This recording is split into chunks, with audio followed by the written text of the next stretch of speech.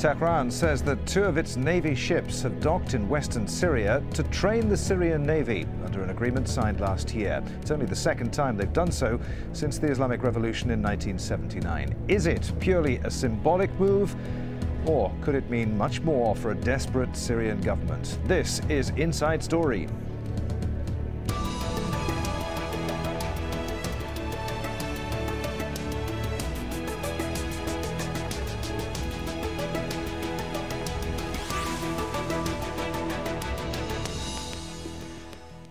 Hello and welcome to the programme. I'm Adrian Finnegan. Iran has made no secret of the fact that two of its warships entered the Mediterranean Sea through the Suez Canal and arrived in Syria on Saturday. Iran state media said that the ships have docked in the port of Tartus, where they'll give training to Syria's naval forces, adding that Tehran and Damascus agreed on the mission last year when Iranian vessels docked in Syria the first time, a mission that at the time Israel condemned as a provocation. Al Jazeera's Zaina Khoda has more. The Syrian government is trying to crush an internal rebellion, one that is no longer peaceful. Syrian authorities are fighting for their political survival. President Bashar al-Assad and his government are now mostly diplomatically isolated, but they still have powerful friends. Russia and China have prevented the possibility of outside military intervention with a United Nations mandate.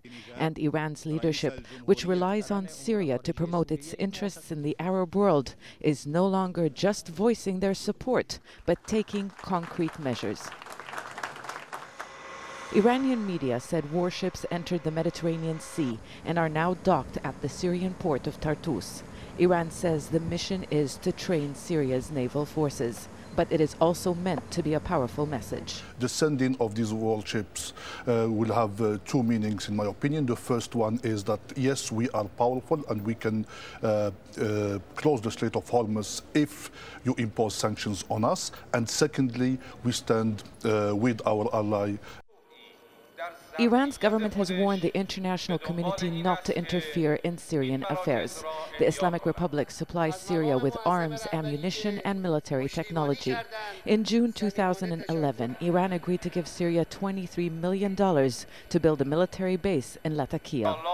Iran's support, according to the Syrian opposition, goes beyond that. According to an interview with one of the top military officers, Syrian top military officers who defected, he is saying that Iran is playing a very, very important role inside Syria, and some of the torture techniques that are being used in Syria have the hallmark of the Iranian government. Whether this is a fact is no longer relevant. Iran and Syria have been allies for decades, and with both countries under international pressure, their alliance takes on more importance. Increasingly, Syria's uprising is no longer only a Syrian affair. Zaina Khoda for Inside Story. So, what is the significance of the Iranian military move and what's behind it? To answer these questions and more, we're joined by our guests today in Tehran, Dr. Sadegh Zibakalam, Professor of Political Science at Tehran University and an expert on Middle East issues.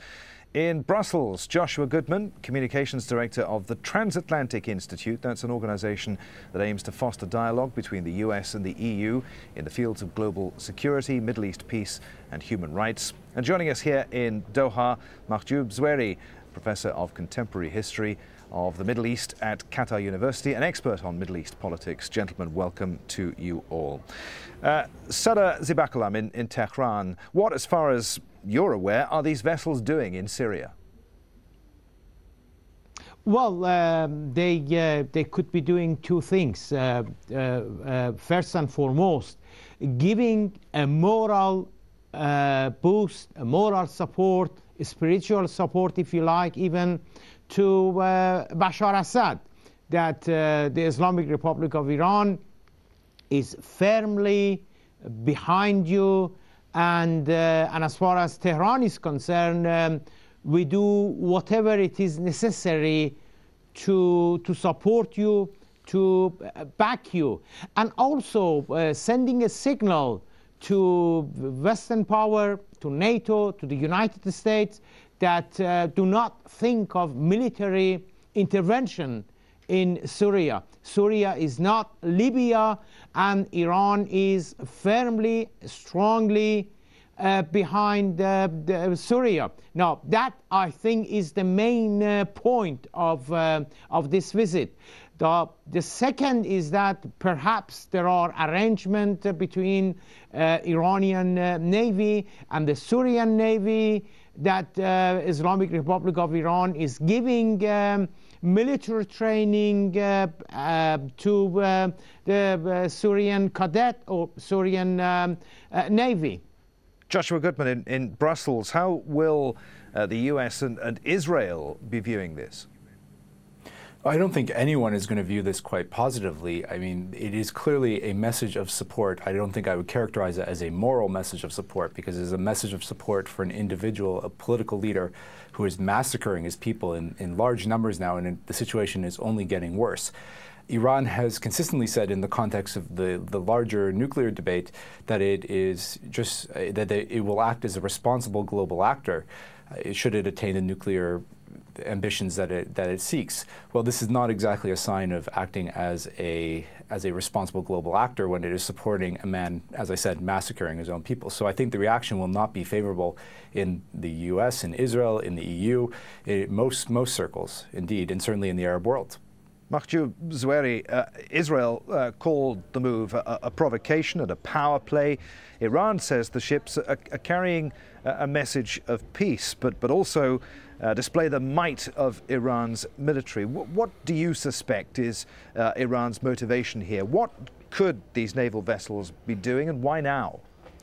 Look, it's obvious that Iran is trying to send a strong message to Israelis, in particular after now a few months of slogan and rhetoric about attacking Iran. I think the target of this move, not only supporting regime Bashar al-Assad's regime, but also Israel itself. Iran is trying to say to Israel, look, I am capable to be in the region, in the Mediterranean, and this is the second time in nearly 1 year, because it's anniversary of the first visit to Syria. And I think Iran is trying also to send a message to the regional players to say that, you know, I am capable also to support Syrian government, but also the capability is to be in the place where Russia is there, where Turkey is there, where the United States is there, competing with the superpower and regional powers. So Iran is actually bringing the triangle Turkey, Israel, and Iran to the picture again by saying the competition in the region is actually, regardless what's happening in what's so-called Arab Spring, the real competition is between those three players, Iran, Turkey, and Israel, and also I would say the United States on the top of all of that. Well, but in a meeting with a number of Navy commanders, the Iranian Navy chief, Rear Admiral Habibullah Sayari, said that the Strategic Navy of the Islamic Republic of Iran has passed through the Suez Canal for the second time since the Islamic Revolution. Admiral Sayari said the mission was a show of might and a message of peace. He said, here's the quote, "The naval fleet will prove that enemies' sanctions against the Islamic Republic have neither hindered Iran's scientific progress nor decreased the country's military capability." Sayari added that one of the goals of the mission is to provide training to students of the Imam Khomeini Naval Academy, which is located on the Caspian Sea. Sadegh Zibakalam in Tehran, is Iran being deliberately provocative here? I don't think so. I don't think Iran is deliberately acting to provoke any power. Iran is also sending this message to United States, to the State of Israel, and perhaps to the EU leaders that, well, look, if you think by dictating, if you think by sanctioning the Islamic Republic of Iran, we will back down, we will go on our knees, well, you're wrong. And Iran will not be cowed by by the sanctions or by threat of military strike against Iran. Iran is powerful, and Iran is ready, in a sense, for any military threat, be it from United States or Israel. Joshua Goodman in Brussels. These vessels, we're told, docked in Saudi Arabia on their way to Syria. Is that at all significant? Well, that's the report that comes from Iranian sources, and whether it actually happened or not, I mean, I can't tell you. I wasn't in the port to witness it. But the fact that Iran felt it important to emphasize it, I think it's part of the message itself. Saudi Arabia is looked to as the replacement supplier for the oil that European states will no longer buy from Iran as part of the oil embargo passed at the end of January.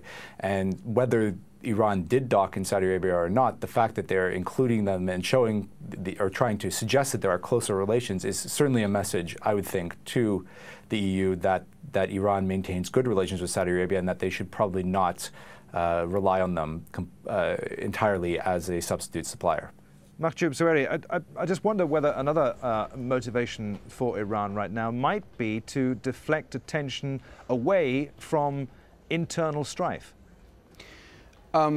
If you just allow me to add just a piece of information here, those two ships were in Jeddah, and according to the Iranian sources, they were there because the crew were actually making Umrah in Mecca, and this is the reason why they kept them in Jeddah for some time there. I think Iran now is moving toward the 9th parliament election in nearly maybe less than 2 weeks. And there is an issue here. Iran always trying to focus on or try to drive attention of people to the other crises or other problems in a way to convince people that there is a challenge, there is an outsider challenge to the regime, to the country. And this is a way to mobilize more votes or more voters to go and vote for these elections. And here, and I have to add also, yes. No, carry on, please. And here I have also to add another element, which is Iran also is trying to, is mobilizing as much as they can people to vote, because this vote is vote on legitimacy of the regime. And this is an important issue here. Iran is trying to confirm, to assure the international community that the government is supported by people, and this is an issue is important to the Iranian government at the moment, as I see it. I just wonder whether you know what these vessels might have been carrying as they docked in Syria. I mean, they wouldn't have been allowed to travel through the Suez Canal if they'd been carrying weapons, would they?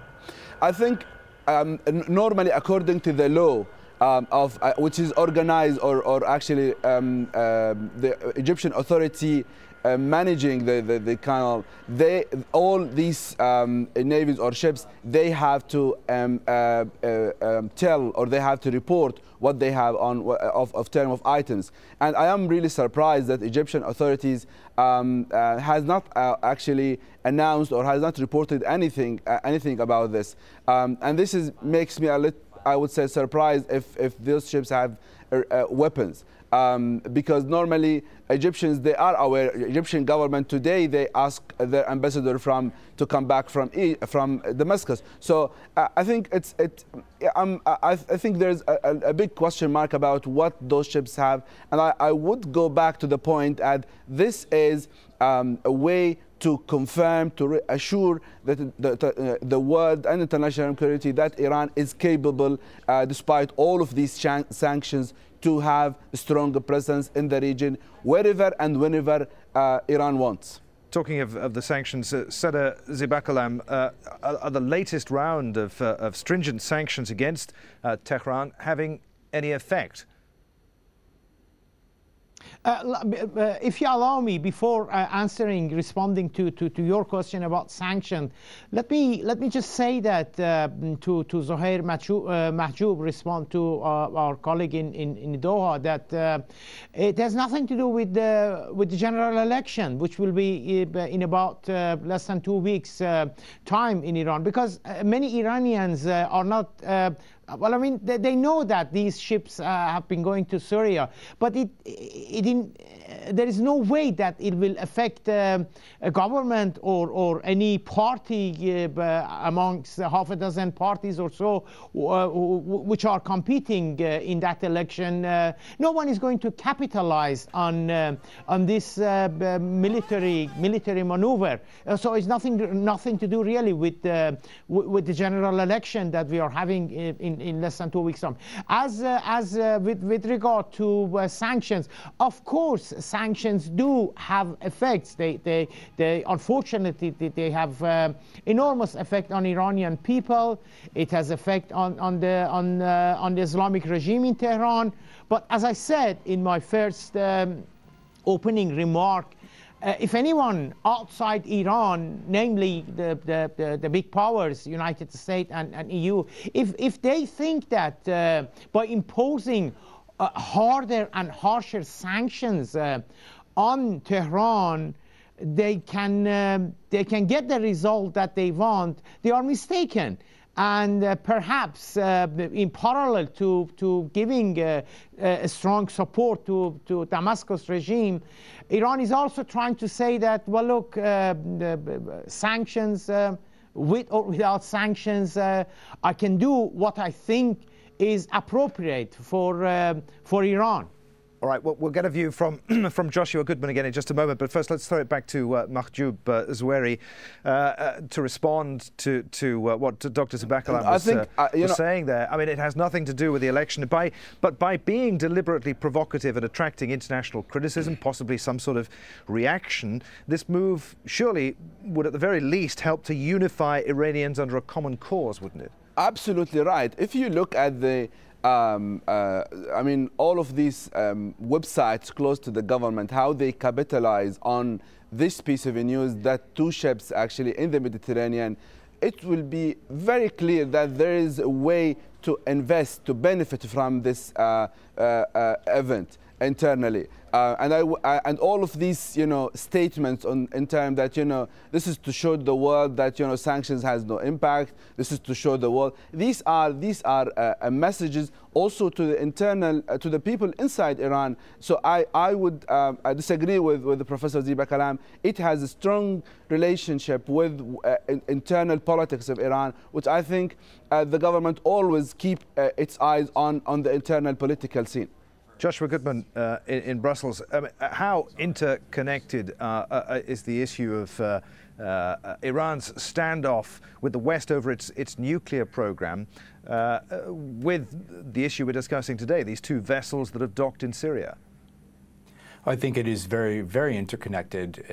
We've been discussing how this episode over the last couple of days influences the upcoming elections, but let's remember the fact that tomorrow the top inspector from the IAEA arrives in Tehran in Iran to visit nuclear sites and over a 2-day visit, which will possibly lead to a negative report as well from the IAEA. So this is again trying to distract from the issue, and I think aside from creating more of a provocation, which seems to be the angle we're looking at here, to distract from internal issues in Iran, I think there's another angle to it. I think Iran has a very vested interest in stabilizing the Assad regime.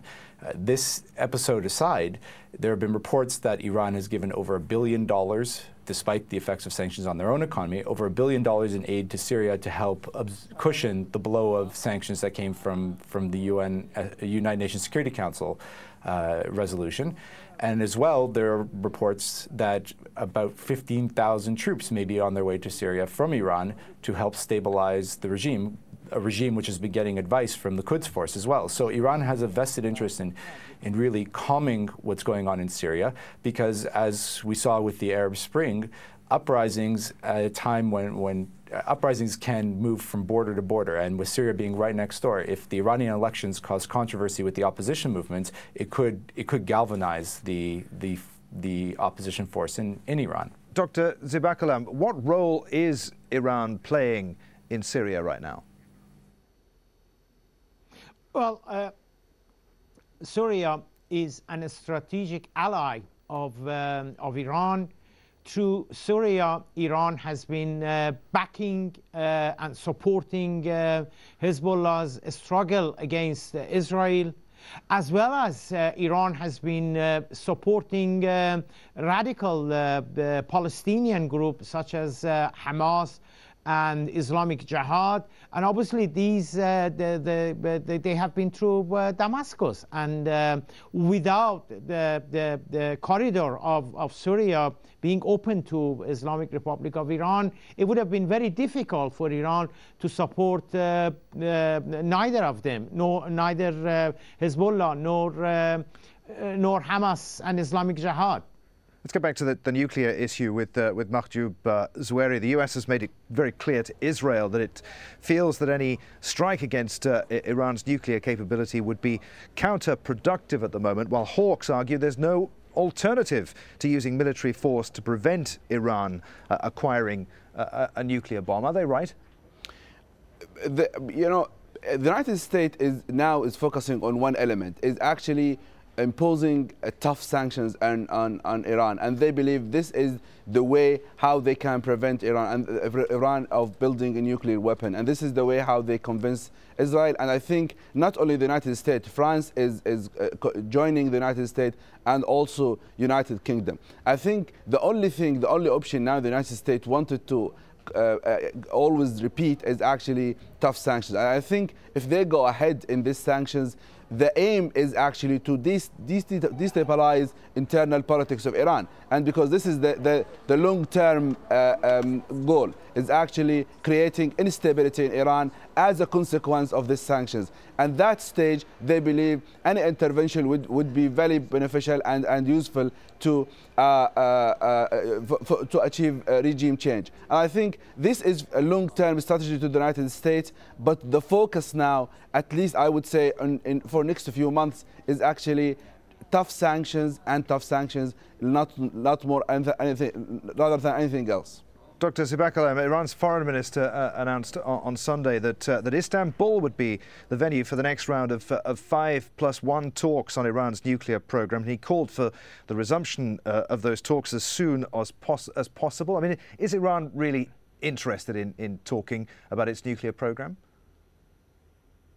Well, Iran has always maintained that I am prepared to have dialogue with 5+1.